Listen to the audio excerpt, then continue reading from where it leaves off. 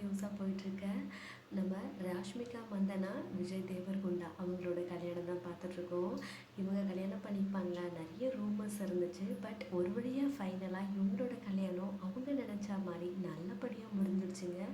பெரிய grand decoration பண்ணியிருந்தாங்க. So அந்த டெக்கரேஷன் தான் பார்க்குறீங்க.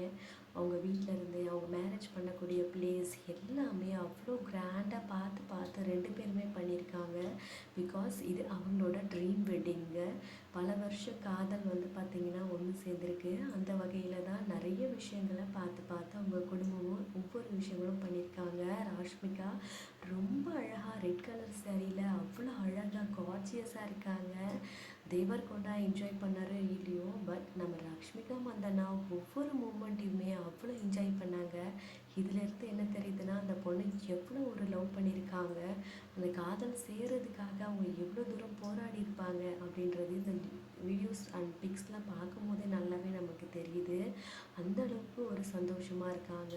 வெரி வெரி எமோஷனல் ஆகிட்டாங்க. தேவர்கொண்டா தாலி கட்டும்போது ஒவ்வொரு பொண்ணுக்கும் எமோஷ்னல் தான். அதுவும் வந்து எஸ்பெஷலி இவங்க லவ் மேரேஜ் பல வருடங்களாக லவ் பண்ணி நிறைய ரூமர்ஸ் எல்லாம் தாண்டி இப்போ 2 பேருமே ஒன்றா சக்ஸஸ்ஃபுல்லாக அவங்களோட ட்ரீம் வெட்டிங்கை கொண்டாடியிருக்காங்கங்க.